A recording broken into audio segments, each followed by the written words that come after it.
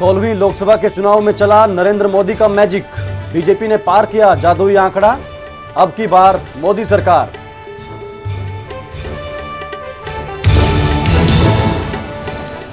हरियाणा में भी कांग्रेस का सफाया। सिर्फ रोहतक पर सिमटी कांग्रेस, 7 पर बीजेपी तो 2 पर इनेलो ने मारी बाजी।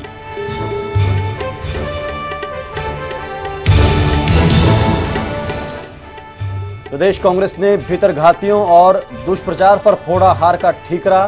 विधानसभा चुनाव से पहले पार्टी की सर्जरी संभव।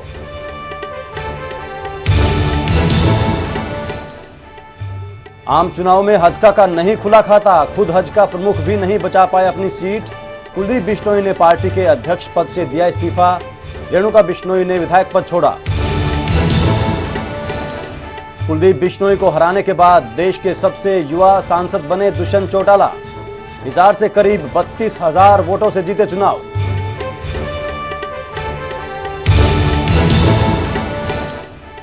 हरियाणा में भाजपा के कृष्णपाल गुर्जर ने सबसे ज्यादा मतों से जीत हासिल की। फरीदाबाद से कांग्रेस उम्मीदवार अवतार भड़ाना को 4 लाख से ज्यादा वोटों से हराया। करनाल सीट से बीजेपी के अश्विनी चोपड़ा ने भी भारी मतों से दर्ज की जीत। कांग्रेस के अरविंद शर्मा को करीब 3.5 लाख वोटों से दी शिकस्त।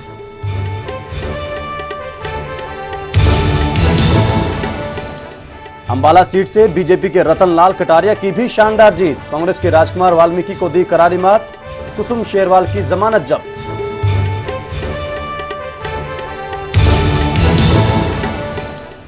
गुड़गांव सीट पर बीजेपी के राव इंद्रजीत सिंह ने मारी बाजी। गुड़गांव से लगातार तीसरी बार बने सांसद।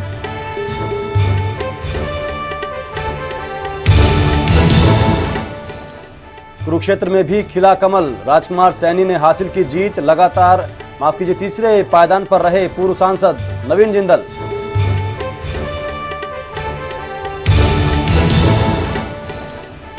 सोनीपत सीट भी भाजपा के खाते में। रमेश कौशिक ने कांग्रेस उम्मीदवार जगबीर मलिक को हराया।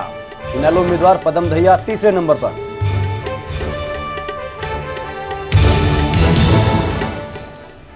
कांग्रेस के गढ़ में भी बीजेपी ने लगाई सेंध। भिवानी महेंद्रगढ़ से धर्मवीर सिंह को मिली जीत। पूर्व सांसद श्रुति चौधरी तीसरे नंबर पर रही।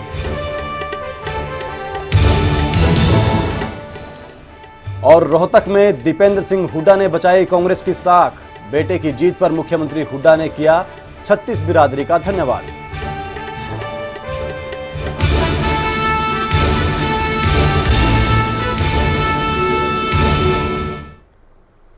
नमस्कार, मैं हूं दीप कमल सहारन और आप देख रहे हैं A1 तहलका।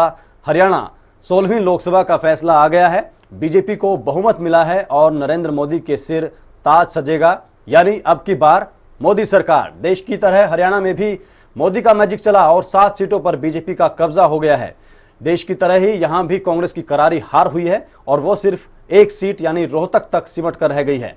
हरियाणा टुडे में आज चर्चा करेंगे 16वें फैसले के तमाम महत्वपूर्ण पहलुओं पर। आपको दिखाएंगे कि हरियाणा की सिर्फ 10 लोकसभा सीटें नहीं बल्कि उनके भीतर 90 की 90 विधानसभा सीटों पर क्या हाल रहा है। एक एक विधानसभा सेगमेंट पर कौन आगे रहा है, कौन भारी रहा है, किसने लीड ली है। इसके साथ ही सरकार के सिपाहियों का क्या हाल रहा है। हरियाणा सरकार में महत्वपूर्ण पदों पर जो लोग हैं उनके विधानसभा सेगमेंट में कांग्रेस पार्टी की स्थिति कैसी रही है।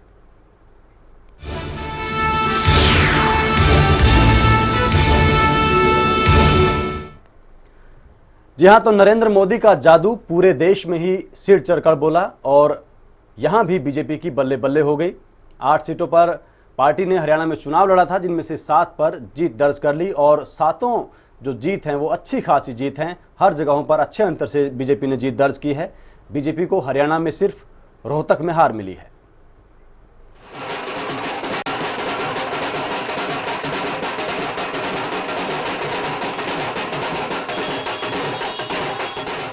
मोदी का मैजिक हरियाणा में भी जमकर चला। ये मोदी की लहर का ही असर रहा कि प्रदेश में 8 सीटों पर चुनाव लड़ी बीजेपी यहां से 7 सीटों पर विजयी रही।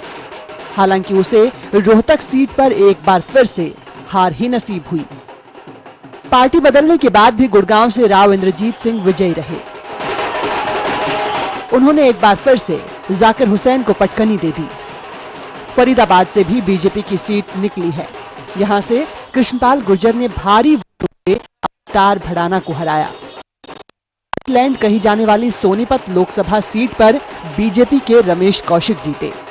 भिवानी महेंद्रगढ़ सीट से बीजेपी के धर्मवीर जीते। भारतीय जनता पार्टी अकेले अपने बलबूते पर बहुमत प्राप्त कर लिया है और मैं सोनीपत की जनता, अपने पूरे पार्लियामेंट क्षेत्रीय जनता का हम धन्यवाद करते हैं। उनकी वजह से हमें ये जीत मिली है। सबसे ज्यादा आभार हम उनका व्यक्त करते हैं और मैं एक बार फिर अपने क्षेत्रीय पार्लियामेंट क्षेत्रीय पूरी जनता बहुत बहुत धन्यवाद करता हूं, जिन्होंने पूरा चुनाव खुद लड़ा है और बड़ी मेहनत से मेरे सारे साथियों ने डटकर पूरी पार्टी ने साथ दिया है। मैं अपनी पार्टी के साथियों का, अपने वर्करों का और सबसे जो हमारी क्षेत्रीय जनता है उसका मैं बहुत बहुत आभार व्यक्त करता हूं। आज़ादी के इस 67 साल के इतिहास में जो घसी पिटी राजनीति थी उससे ऊपर उठकर देश और प्रदेशों का विकास कैसे हो सकता है, नई पीढ़ी ने सबसे ज्यादा अपने मत का उपयोग किया है महंगाई और भ्रष्टाचार के खिलाफ। माननीय मोदी जी की को सामने रखकर कि ये एक ऐसा देश जिसका मुकाबला दुनिया के बहुत से देशों से है और हम आने वाली सालों में उन देशों का मुकाबला करके आगे कैसे बढ़ सकते हैं, ये चुनाव सिर्फ इस बात के लिए था। बीजेपी को हरियाणा में एकमात्र रोहतक सीट पर शिकस्त मिली है। यहां से पार्टी ने बीजेपी किसान मोर्चा के राष्ट्रीय अध्यक्ष ओम प्रकाश धनखड़ को मैदान में उतारा था, लेकिन मोदी लहर में भी वो रोहतक सीट नहीं जीत सके। उन्हें कांग्रेस के दीपेंद्र हुड्डा ने हराया है। करनाल लोकसभा सीट से अश्विनी चोपड़ा भी अपनी सीट निकालने में कामयाब रहे।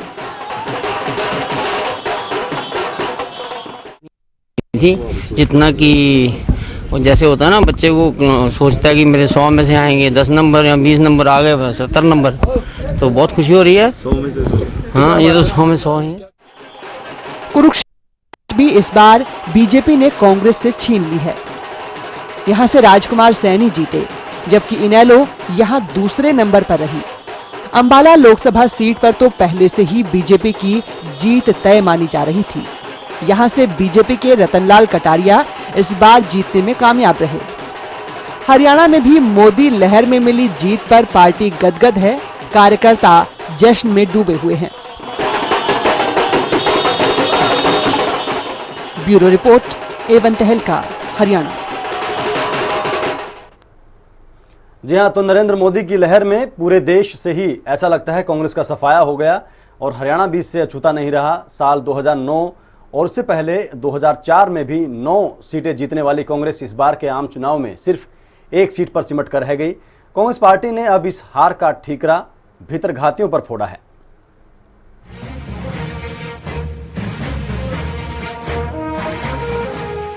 सियासत के सबसे बड़े संग्राम की लड़ाई खत्म हो गई। इसके साथ ही देश का इंतजार खत्म हुआ। सियासी पार्टियों और सियासतदानों का इंतजार भी खत्म हुआ और नमो की लहर में विकास के तमाम दावे हवा हवाई हो गए। हरियाणा में भी इस बार लोगों ने हाथ का साथ छोड़ दिया और मोदी की लहर में डूब गए। साल 2009 में 9 सीटें जीतने वाली कांग्रेस इस बार सिर्फ एक सीट पर सीमित रह गई। यहां तक कि प्रदेश कांग्रेस अध्यक्ष अशोक तंवर खुद अपनी सीट नहीं बचा पाए। हरियाणा में कांग्रेस की हताश कर देने वाली हार पर पार्टी ने फिर वही राग अलापा है, जिसकी धुन मतदान के बाद से ही सुनाई दे रही थी। देखिए, हार के कारण मैं समझता हूं कि हार के और जीत के अनेक कारण होते हैं और कई कारण है इसमें भी। ना केवल भीतरघात बल्कि जबरदस्त भीतरघात, एक षड्यंत्र और साजिश पूरे हरियाणा में देखी गई। वो षड्यंत्र आंतरिक भी था और वो षड्यंत्र बाहरी भी था। कुरुक्षेत्र से 2 बार सांसद रह चुके नवीन जिंदल जीत तो दूर तीसरे पायदान पर खिसक गए और वो अब इस करारी हार से सबक लेंगे। यहाँ पर कुरुक्षेत्र के अंदर मैं समझता हूँ कि मेरी कोई ना कोई कमी रही होगी, क्योंकि हमारे कांग्रेस पार्टी के वर्कर्स ने, लीडर्स ने बहुत अच्छा काम करके दिखाया और जरूर हम देखेंगे कि हमारी क्या कमी रही और आने वाले समय में उसको हम सुधारेंगे। वहीं कांग्रेस की हार पर मुख्यमंत्री भूपेंद्र सिंह हुड्डा ने भी अपनी प्रतिक्रिया दी है। वो उन्होंने मेहनत की है और ये मैं हार्दिक बधाई देता हूं इस निर्वाचन क्षेत्र के लोगों को कि 36 बिरादरी ने एक होकर ना जात को देखा, ना पात को देखा, ना धर्म को देखा, सबको सही इन्होंने भारी बहुमत से जो जीत हुई है, उस बात के लिए मैं सभी 36 बिरादरी को हार्दिक बधाई व धन्यवाद देता हूं। हालांकि मुख्यमंत्री को इस बात की खुशी है कि इस बार कांग्रेस के लिए साल 2099 जैसे हालात नहीं हैं। 1999 में एक भी नहीं आई थी, ये हमने सब देखे हैं, लेकिन जो मैंने नारा दिया है आज से ही, पहले भी ऐसा ही हुआ है, आज से ही हमारे साथी लड़ेंगे और जीतेंगे। हरियाणा में कांग्रेस की हार का अंदाजा तो पहले से ही लगा लिया गया था, लेकिन बीजेपी की इस चमत्कारी जीत की उम्मीद किसी को न थी। खैर, कांग्रेस ने ठीकरा भीतर घातियों पर फोड़ा है। ऐसे में देखना यह दिलचस्प होगा कि विधानसभा चुनावों से पहले प्रदेश कांग्रेस के संगठन में कितने बड़े पैमाने पर बदलाव किए जाते हैं। ब्यूरो रिपोर्ट, एवन तहलका, हरियाणा। तो 16वीं लोकसभा के लिए नतीजे आ गए हैं। 10 में से 7 सीटें बीजेपी के पास हैं, 2 इंडियन नेशनल लोकदल के पास और 1 सीट कांग्रेस के पास है, और चंडीगढ़, राजधानी चंडीगढ़ की सीट भी बीजेपी के पास है। तो हरियाणा की अगर 11 सीटें गिनी जाएं तो 8 सीटें बीजेपी ने जीती हैं और 2 इंडियन नेशनल लोकदल ने, 1 कांग्रेस पार्टी ने। तमाम जगहों पर बीजेपी के कार्यकर्ता और समर्थकों ने खुशी मनाई है। सबसे ज्यादा अंतर से कृष्णपाल गुर्जर ने चुनाव जीता है और सबसे कड़े मुकाबले में सबसे कम अंतर से दुष्यंत चौटाला ने हिसार की जंग जीती है। कृष्णपाल गुर्जर ने करीब 4,68,000, करीब 4,70,000 का अंतर रखा है अपनी जीत का, और दुष्यंत चौटाला ने 31,847 वोटों से जीत दर्ज की है।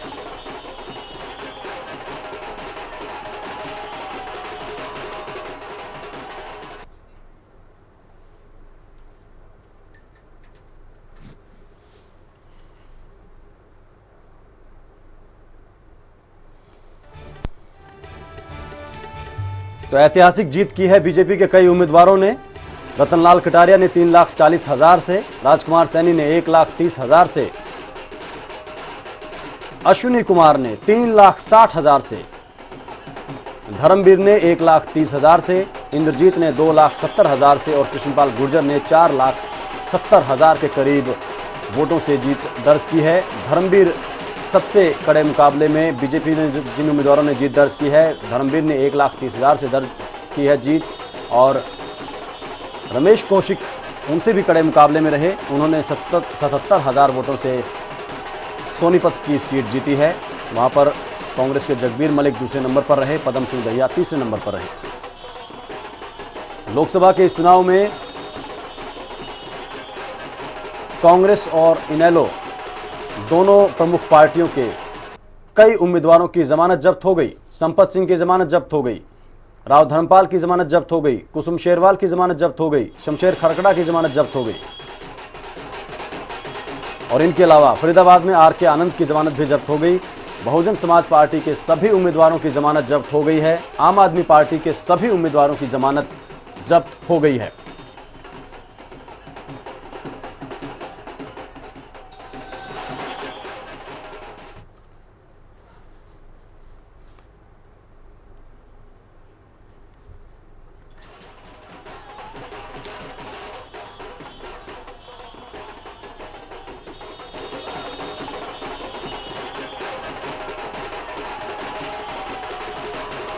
कांग्रेस पार्टी के प्रदेश अध्यक्ष अशोक तंवर सिरसा से अपना चुनाव हार गए हैं। चरणजीत सिंह रोड़ी ने 1,15,000 के अंतर से उन्हें हरा दिया है। दीपेंद्र सिंह हुड्डा ने अपनी सीट बचाकर रखी है। रोहतक की सीट 1,70,000 के अंतर से दीपेंद्र सिंह हुड्डा ने ओम प्रकाश धनखड़ को हराया है, जिन्होंने 3,20,000 वोट लिए। दीपेंद्र हुड्डा को 4,90,000 वोट मिले। शमशेर खरकड़ा 1,51,000 वोट ही ले पाए। रोहतक में आम आदमी पार्टी के नवीन जयहिंद 46,000 वोटों पर सिमट गए। सोनीपत में आम आदमी पार्टी के जयसिंह 48,590 वोट ले पाए और गुड़गांव में योगेंद्र यादव करीब 80,000 वोट ही ले पाए।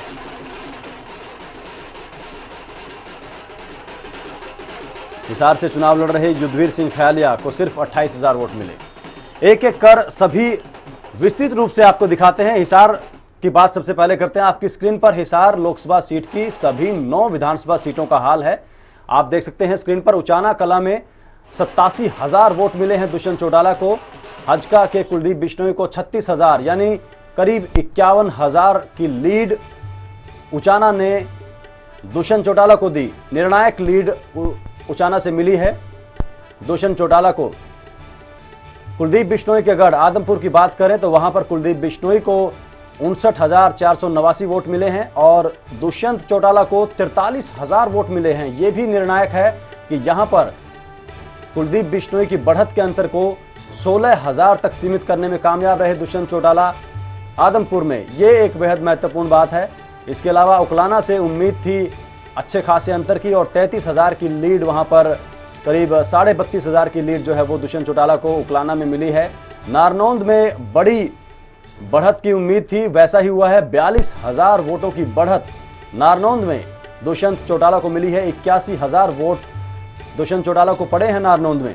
हांसी की तस्वीर आपके सामने, जहां पर कुलदीप बिश्नोई 9,500 वोटों की बढ़त ले पाए दुष्यंत चौटाला पर। हांसी मजबूत है हजका के लिए और वहां पर पिछले बार भी कुछ ऐसा ही अंतर रहा था। इस बार भी 9,500 का अंतर रहा है।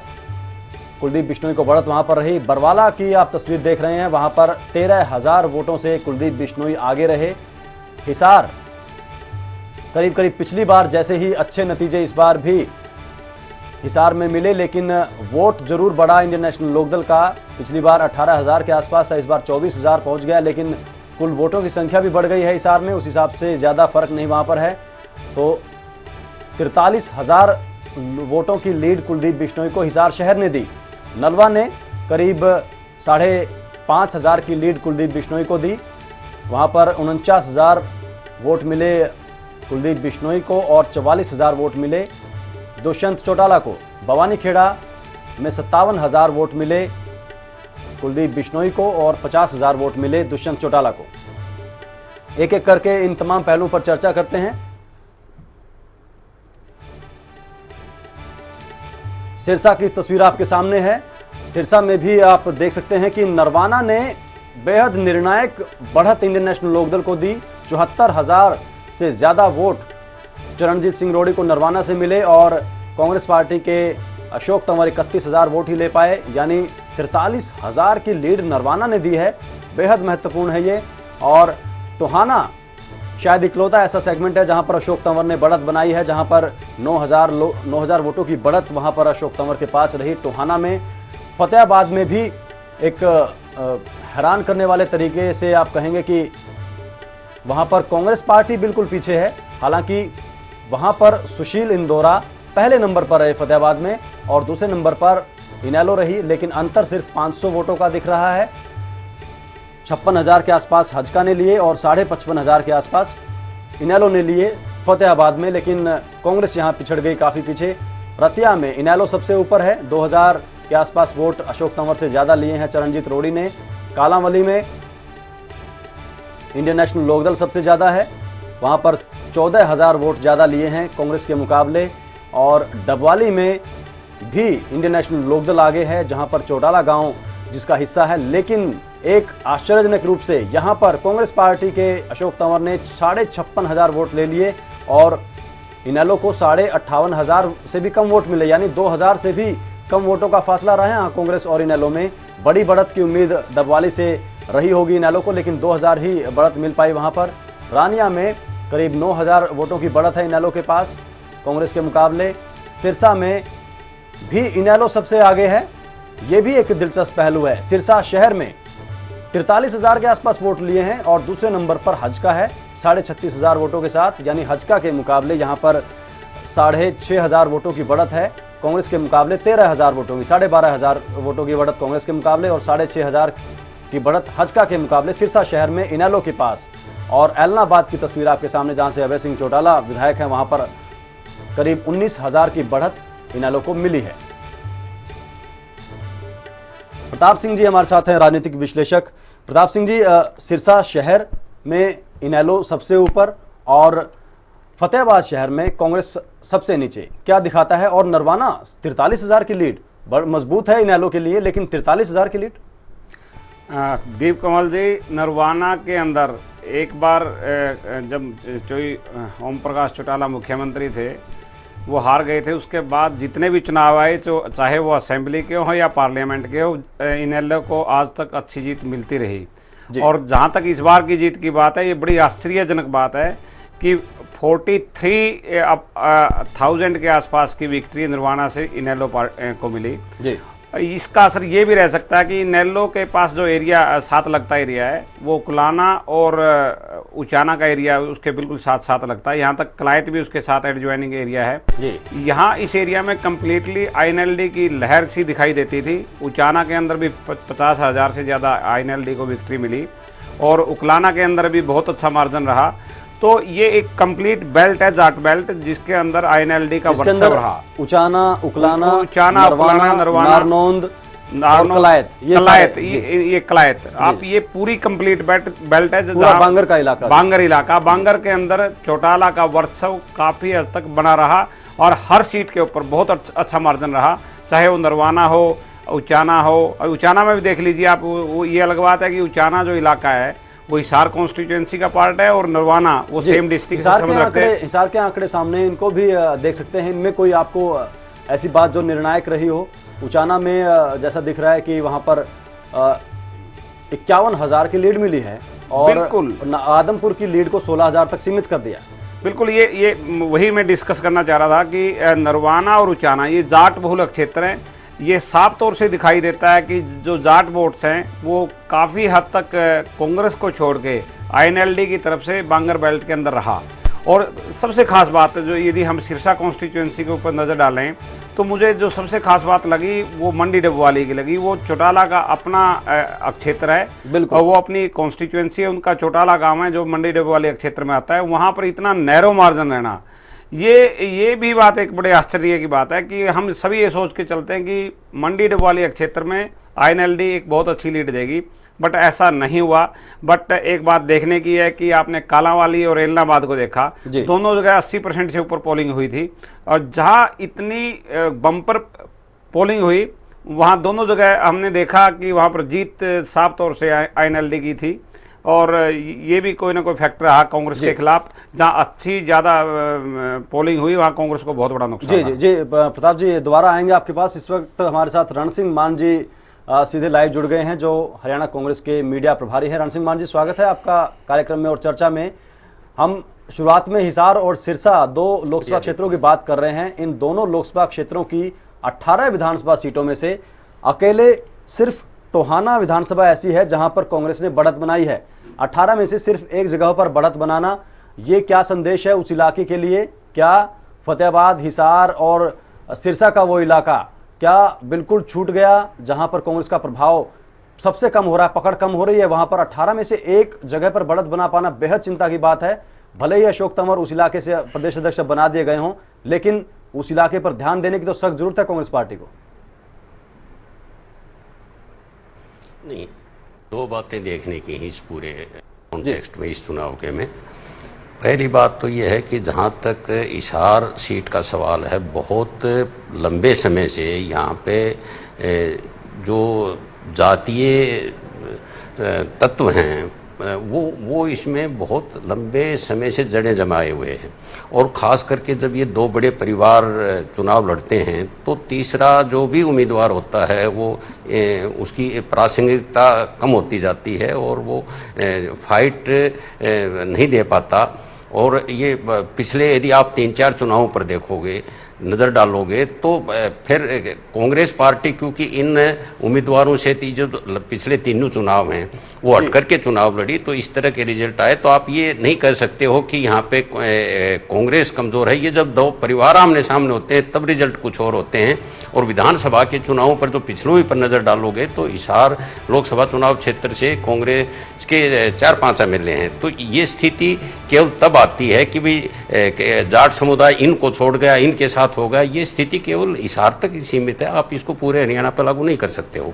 रही बात दूसरी जो सिरसा की और हिसार सीट की इनेलो की जीत का सवाल है, वो उसी दिन तय हो गया था जब नरेंद्र मोदी जी की रैली फतेहाबाद में कैंसिल हुई और जिस तरह से प्रकाश सिंह बादल इनकी सपोर्ट में आए और उनके मुकाबले में कि हाँ जो घोषित समझौता था हजका का और बीजेपी का, उसकी सपोर्ट में इस इलाके में कोई नेता जिनकी अपील हो सकती थी वो नहीं आया। फतेहाबाद की रैली कैंसिल होते ही लोकदल के लोगों को ये कहने का मौका मिला कि देखिए हमारा भी वोट तो इसी को जाएगा। ये पहला मौका है जब उन्होंने चौधरी देवीलाल के नाम से लड़ने वाले लोकदल ने, जो हमेशा केवल उन्हीं का नाम आगे रख करके चुनाव लड़ते रहे हैं, उन्होंने उनका नाम छोड़ करके इस बात को नीचे नीचे भी और जहां वो कह सकते थे, जिनको मना सकते थे, उनको कहा कि हमारा वोट भी नरेंद्र मोदी को पड़ेगा।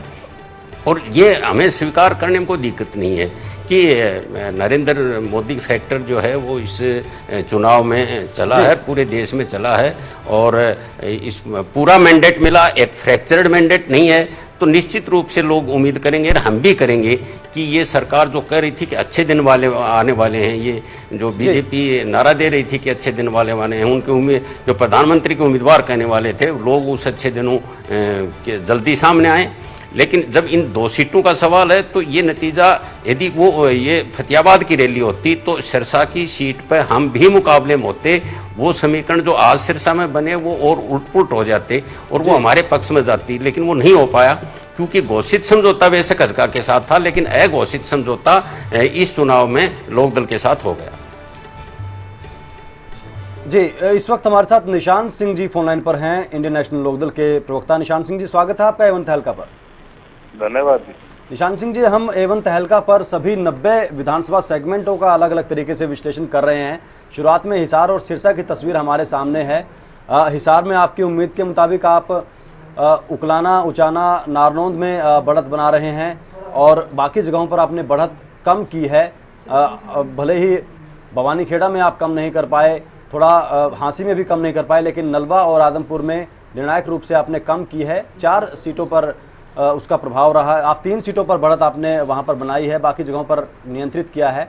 लेकिन एक सुखद पहलू इसमें इंडियन नेशनल लोकदल के लिए मुझे यह समझ में आता है कि 3 शहर आते हैं, सिरसा, फतेहाबाद और हिसार।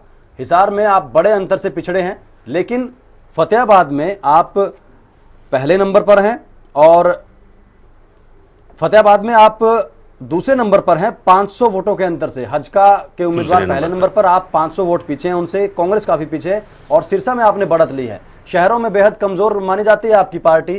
क्या सिरसा और फतेहाबाद शहर में अच्छा प्रदर्शन करके आप इस बात को आगे के लिए ले सकते हैं कि शहरों में कुछ स्थिति सुधर रही है? इसमें कोई दोराय नहीं। आप देखिए, रिजल्ट उठा करके देखें पूरे हरियाणा के, सिर्फ इन्हीं शहरों के नहीं, तो शहरों के अंदर पार्टी को पहले से ज्यादा समर्थन मिला है। जहां हमें बिल्कुल देहाती पार्टी कहा जाता था, आज शहरों के अंदर हमारी एक अच्छी उपस्थिति दर्ज हुई है। कई जगह तो हमें बराबर की वोट मिली है, कहीं कोई 5-4% कम मिली है, लेकिन कुल मिलाकर के हर शहर में हमारी बड़ी हिस्सेदारी है। क्योंकि पहले नगर परिषद के चुनाव में, उससे पहले म्युनिसिपल कॉर्पोरेशन के चुनाव में भी हमें एक अच्छा हमारा हिस्सा रहा है, परफॉर्मेंस बढ़िया रही है। तो इसमें कोई दो राय नहीं कि पार्टी शहरों की ओर बढ़ी है और शहर के लोगों ने, व्यापारी वर्ग ने हमारे ऊपर विश्वास भी किया है। क्योंकि जो 5.5 साल का जो राज था 2000 से लेकर के 2005 तक, उसमें पूरी तरह से जो इंस्पेक्टरी राज है उसको व्यापारी को प्रभावित नहीं कर पाया। हमने व्यापारी की सुरक्षा की है उस मामले में, टैक्सेज के मामले में, और व्यापारी को। निशांत सिंह जी, लेकिन तमाम कोशिशों के बावजूद हिसार में कोई स्थिति सुधार नहीं हो रही है। वहां पर कुछ वोट आपके जरूर बढ़े हैं, लेकिन जितने कुल वोटर जो नए जुड़े हैं उसके हिसाब से देखा जाए तो कोई सुधार नहीं है पार्टी की स्थिति में हिसार में। आप उसके पीछे नजर मारें, देखिए, आप भी एक्सपर्ट लोग हैं, कि नारा दे दिया जाता है, एक जाति का नारा दे दिया जाता है और उसमें बांट करके लोगों को एक्सप्लॉइट करके उसका समर्थन लिया जाता है। एक डरा करके कि उधर तो फलां जाति है, वो तो ये कर देगी, वो कर देगी, गुंडागर्दी करेगी, ऐसी बातें कही गई कुलदीप जी द्वारा। खुद उन्होंने कई जगह अपने भाषणों में कहा और एक डिवीजन उन्होंने करवाने में वो कामयाब हुए हैं, इसमें कोई दो राय नहीं है। लेकिन वो दुखद है, बहुत बुरी बात है कि गांव हो तो शहर है, हम सभी भाई भाई हैं, हम मिलकर के सारी वो करते हैं।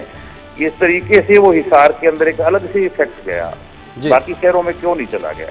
क्योंकि बाकी शहरों में, क्योंकि वो कुलदीप जी का एक प्रयास था जो अच्छा नहीं माना जा सकता कि उन्होंने गलत किया वो। जी निशान सिंह जी बने रहिए हमारे साथ। इस वक्त वीर कुमार यादव जी हैं, भारतीय जनता पार्टी के प्रवक्ता वीर कुमार यादव जी हमारे साथ है। यादव साहब स्वागत है आपका। हम 90 के 90 विधानसभा सेगमेंट की अलग अलग तरीके से अपने दर्शकों को तस्वीर दिखा रहे हैं और उसकी चर्चा कर रहे हैं। हिसार सिरसा इस वक्त हमारे सामने हैं। आपके गठबंधन के साथ ही हजका लड़ रही थी हिसार और सिरसा। पूरे देश में और पूरे हरियाणा में नरेंद्र मोदी की लहर चली है, लेकिन जब गठबंधन की बात आई, हरियाणा में हजका की उम्मीदवारों की बात आई, कोई असर नहीं दिखा पाए नरेंद्र मोदी की लहर वहां पर। और उस हालात में जब नए नए चेहरे उतर कर चुनाव मैदान में बीजेपी की टिकट लेकर जीत गए, वहां पर सुशील इंदौरा और कुलदीप बिश्नोई जो अपने इलाके के पुराने माहिर लोग हैं, वो चुनाव हार गए। कैसे देखते हैं वीर कुमार यादव जी? दीप जी, ऐसा है कि ये जरूरी नहीं है कि मोदी लहर वहां नहीं चली है या मोदी लहर के कारण से हार गए हैं। आप देखिए ना, रोहतक में हमारे अपने सबसे पुराने, सबसे सीनियर, सबसे वरिष्ठ हमारे कार्यकर्ता लड़े, ओम प्रकाश धनखड़, वो भी नहीं जीत पाए। तो जरूरी नहीं होता, कभी कभी क्या है, स्थानीय जो परिस्थितियां हैं, स्थानीय जो माहौल, राजनीतिक माहौल है, कभी कभी उस प्रकार का भी मामला बन जाता है। मोदी लहर सारे देश में थी, सारे प्रदेश में थी, कहीं उसका प्रभाव ज्यादा हुआ, कहीं कम हुआ। और ये स्वयं कभी कभी वहाँ की जो राजनीतिक, भौगोलिक, जो सामाजिक उस परिस्थितियां उन पर निर्भर करती है। और मुझे लगता है कि उस प्रकार की बात वहाँ हिसार में भी हुई है, सिरसा में हुई है, रोहतक में भी हुई है। हम भी हारे एक सीट रोहतक में। जी प्रताप जी, आपसे मैं जानना चाहूंगा, जब हम उम्मीदवारों की ताकत की चर्चा करते थे तो उसमें एक बड़ा फैक्टर ये रहता था कि बीजेपी हजका के उम्मीदवार हैं उनको नरेंद्र मोदी की लहर का फायदा मिलेगा। एक निर्णायक वो मामला होता था। और उस स्थिति में जब हिसार जैसी सीट की बात हो रही हो, जहां पर कुछ हजार के अंतर पे ही हार जीत होनी थी, और सिरसा भी कोई बहुत सेफ सीट नहीं थी किसी भी पार्टी के लिए, वहां पर तो ये लहर बिल्कुल निर्णायक हो जानी चाहिए थी। वहां पर तो आसानी से जितवा देना चाहिए था दोनों उम्मीदवारों को। कहां कसर रही? दीप कमल जी, देखिए, जब बादल जी ने हरियाणा का दौरा किया, वो एनडीए के घटक दल हैं, उससे कहीं ना कहीं ये मैसेज दिया गया कि आईएनएलडी के जो कैंडिडेट हैं वो भी मोदी को सपोर्ट करेंगे, और इनमें से कोई सा भी जीतता है वो सीधे सीधे तौर से मोदी के पास जाएगा। तो यहाँ पर जो पूरे प्रदेश के अंदर लहर बनी या पूरे देश के अंदर लहर बनी, वो यहाँ पर उस लहर का असर सीधे सीधे तौर से इस बात की वजह से नहीं हो पाया। क्योंकि मान लीजिए हिसार की जो सीट थी, यहाँ बिल्कुल सीधा मुकाबला दिखाई भी दे रहा था, रिजल्ट भी ऐसे ही आए। तो उसमें लगता था चाहे कुलदीप बिश्नोई जीते या फिर दुष्यंत चौटाला जीते, सपोर्ट भारतीय जनता पार्टी को ही जाएगी। और इसी तरह से जो सिरसा कॉन्स्टिट्यूएंसी है, उसमें लोगों ने सोचा कि इंदौरा को जिताएं या आईएनएलडी को जिताएं, मिलना तो जो सपोर्ट है वो भारतीय जनता पार्टी को ही मिलना है। तो मुझे लगता है कि ये जो आईएनएलडी ने मैसेज दिया, सॉरी भारतीय जनता पार्टी ने मैसेज दिया फतेहाबाद की रैली को कैंसिल करके, वो भी एक सीधे तौर से एक मैसेज था। कहीं ना कहीं भारतीय जनता पार्टी भी चाहती थी कि वो हजका को किसी न किसी तरीके से वीक करे। पहले उन्होंने उनकी करनाल की सीट बदली, फिर रैली कैंसिल की, क्योंकि सपोर्ट तो उनको कोई भी जीते मिलनी उनको थी, पर वो नहीं चाहते थे कहीं ना कहीं उनका जो घटक दल है हरियाणा के अंदर काफी स्ट्रांग रहे। और अकाली दल के आने पर भी ऐतराज हजका नहीं जताया बीजेपी ने, तो कोई भारतीय जनता पार्टी की, ठीक कहा दीप कमल जी आपने, भारतीय जनता पार्टी की तरफ से कोई स्टेटमेंट भी नहीं आई कि वो क्यों आए, हम उनको रोकेंगे, पूछेंगे, ऐसा कुछ भी नहीं हुआ। उल्टा ये कहा गया बादल जी ने कि हम, यदि हमारी सरकार आती है, दुष्यंत चौटाला हमारी सरकार के अंदर मंत्री बनेंगे। जी चलिए आगे बढ़ते हैं। अंबाला लोकसभा सीट की तस्वीर हमारे सामने है। अंबाला लोकसभा सीट के सभी 9 विधानसभा सेगमेंटों में क्या रहा है वो हमारे सामने है। ऐसा लग रहा है कि 9 के 9 विधानसभा सेगमेंट में बीजेपी सबसे आगे रही है। कालका में देखिए 58,000 वोट हैं और कांग्रेस के करीब 24,000 वोट हैं। दूसरे नंबर पर है कांग्रेस वहां पर। उसके बाद पंचकुला की बात कीजिए, 72,000 के आसपास वोट बीजेपी के पास हैं और दूसरे नंबर पर वहां कांग्रेस है 23,000 वोटों के साथ। नारायणगढ़ में 62,000 से ज्यादा वोट बीजेपी के पास हैं और दूसरे नंबर पर कांग्रेस है 29,000 वोटों के साथ। अंबाला कैंट में 58,000 वोट बीजेपी के पास है और दूसरे नंबर पर कांग्रेस पार्टी है 30,000 वोटों के साथ। इसके बाद अंबाला सिटी है जहां 74,000 वोट बीजेपी के पास हैं और करीब 37,000 वोट कांग्रेस के पास हैं। इसके बाद मुलाना में 58,000 से ज़्यादा वोट बीजेपी के पास हैं और 37,000 वोट कांग्रेस के पास हैं। यही हाल सढौरा में है, 65,000 और 28,000 ये वहां पर आंकड़ा है। जगाधरी में 76,000 और 34,000 और यमुनानगर में सबसे ज्यादा अंतर जो दिख रहा है वो यमुनानगर में है। 82,000 वोट बीजेपी के पास हैं और कांग्रेस के पास सिर्फ 26,000 वोट हैं वहां पर। तो ये एक स्वीप एक तरीके से पूरे अंबाला में हुआ है, बीजेपी का जबरदस्त तरीके से हुआ है। कुरुक्षेत्र लोकसभा सीट हमारे सामने है। कुरुक्षेत्र की 9 विधानसभा सीटों का हाल आपको दिखाते हैं। यहां पर भी करीब करीब ऐसी ही सूरत है। रादौर में बीजेपी करीब 35,000 से आगे रही है कांग्रेस से। लाडवा में बीजेपी कांग्रेस से 21,000 वोटों से आगे है। शाहबाद में बीजेपी कांग्रेस से 10,000 वोटों से आगे है। थानेसर में बीजेपी कांग्रेस से 31,000 वोटों से आगे है। थानेसर में 31,000 वोटों से बीजेपी आगे है कांग्रेस के मुकाबले। इनेलो कहीं इसमें नहीं है मुकाबले में। पिहोवा में कांग्रेस पार्टी सबसे आगे है और दूसरे नंबर पर इनेलो है। पिहोवा में बीजेपी तीसरे नंबर पर है और कांग्रेस पार्टी इनेलो से 500 के आसपास 450 वोट आगे है। सिर्फ वहां पर इनेलो और कांग्रेस आसपास है। गुहला में मिला जुला मुकाबला है लेकिन कांग्रेस पहले नंबर पर है और बीजेपी दूसरे नंबर पर है और इनेलो तीसरे नंबर पर है। गुहला चीका में करीब 3,000 वोटों की बढ़त जो है वो कांग्रेस के पास रही। कलायत में इंडियन नेशनल लोकदल सबसे आगे है। करीब 17,000 वोटों की लीड कलायत ने दी है इंडियन नेशनल लोकदल को। और कैथल में बीजेपी सबसे आगे है, कांग्रेस पार्टी वहां दूसरे नंबर पर है और अच्छा खासा 14,000 वोटों का अंतर है कैथल में भी। और उसके 5,000 पीछे इनेलो है, कांग्रेस से 5,000 पीछे ही इनेलो है बस। और पुंडरी में बीजेपी की अच्छी खासी बढ़त है इनेलो पर, वहां पर 24,000 वोटों की बढ़त वहां पर ली है बीजेपी ने इनेलो के मुकाबले। तो सिर्फ एक कलायत जो विधानसभा क्षेत्र है वहां पर इनेलो बढ़त बना पाई। कांग्रेस मामूली बढ़त 1-2 सीटों पर पेहवा में और गुहला चीका में बना पाई। बाकी सभी सीटों पर बीजेपी रही और अच्छे खासे अंतर से रही कुरुक्षेत्र में। करनाल की सीट भी हमारे सामने है लेकिन कुरुक्षेत्र और अंबाला के बारे में कुछ चर्चा कर लेते हैं। कुरुक्षेत्र और अंबाला में क्या रहा। रण सिंह मान जी, आपने ये आंकड़े सुने तमाम। रणदीप सुरजेवाला के यहां कांग्रेस पार्टी काफी पीछे रह गई और 14,000 वोटों से बीजेपी आगे निकल गई रणदीप सुरजेवाला के कैथल में। और जितने वोट कांग्रेस ने लिए उससे कुछ 4,000 वोट कम ही पीछे इनेलो थी। इनेलो भी पास पहुंच रही है कैथल में। रण सिंह मान जी जी, जहां तक जीटी रोड का सवाल है, ये पूरे जीटी रोड पे जो खास करके क्योंकि ये यूपी के सटा हुआ इलाका है और उस यूपी में जो एक माहौल बनता है उसका असर यदि हरियाणा में कहीं पड़ता है तो वो जीटी रोड के इलाकों पर पड़ता है। तो राइट फ्रॉम ऑर्डर से लेकर के और पंचकुला तक आप आ जाइए, जो मोदी फैक्टर ने जिसका हम जिक्र करते हैं वो यदि काम किया है तो सबसे ज़्यादा इसी इलाके में काम किया है। और कुछ इलाकों में जहां बीजेपी बहुत पहले से भी विपरीत परिस्थितियों में भी अपनी उपस्थिति दिखाती रही है, दर्ज कराती रही है, वो जैसे कि अंबाला का क्षेत्र है तो उसमें उनको ज़्यादा बढ़त मिली और बाकी सभी इलाकों में उनको फ़ायदा हुआ है। तो ये जो देश के परिप्रेक्ष्य में या हरियाणा का पूरा उसमें देखें तो ये कोई अप्रत्याशित नहीं है और उनको इतनी सपोर्ट में नहीं थी जी। लेकिन बीजेपी की जबरदस्त स्वीप रही है अंबाला लोकसभा क्षेत्र की सभी 9 विधानसभा सीटों पर और कुरुक्षेत्र में भी। निशान सिंह जी हमारे साथ इंडियन नेशनल लोकदल के प्रवक्ता फोन लाइन पर हैं।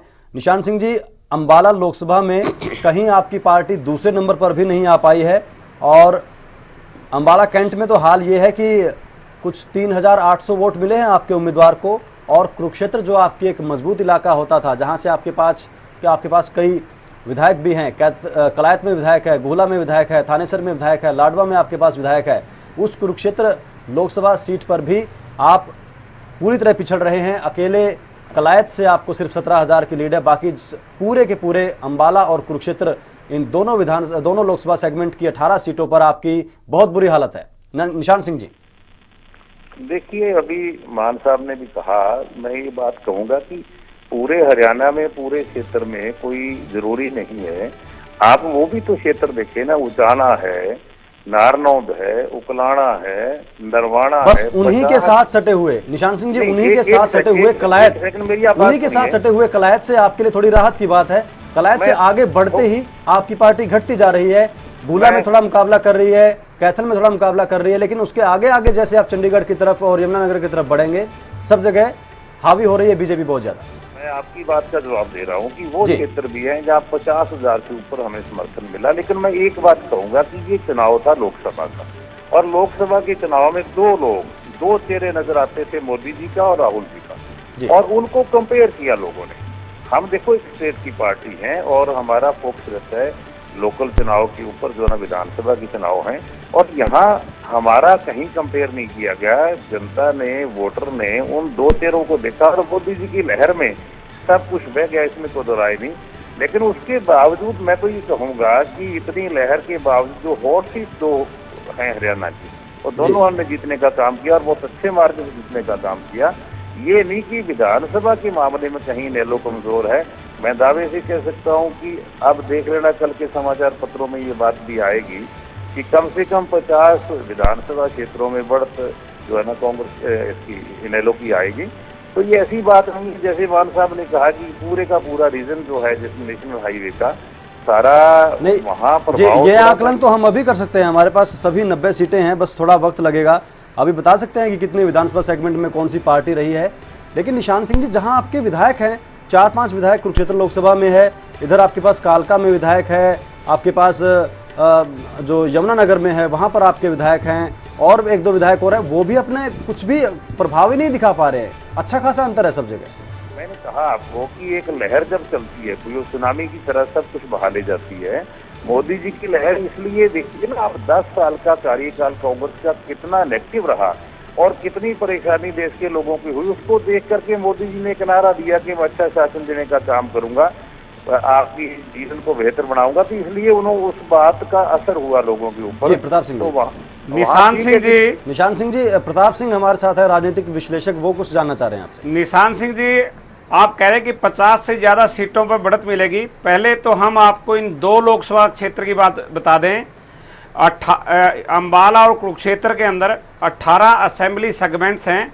18 में से केवल एक कलायत को छोड़ के बाकी 17 जगह आप तीसरे नंबर पर हैं, और जबकि एंटी इनकम्बेंसी यदि जानी चाहिए वो कांग्रेस पार्टी के अगेंस्ट जानी चाहिए। कांग्रेस पार्टी मैक्सिमम जगह, मैक्सिमम नहीं मैं कहूंगा कि पूरे दोनों कॉन्स्टिट्यूएंसी में नंबर 2 पर हैं, और आप नंबर 3 पे हैं एक्सेप्ट कलायत। और कलायत भी एक बांगर का इलाका है जहां पर जाट बहुल क्षेत्र है, इस वजह से आपको अच्छा वोट मिला।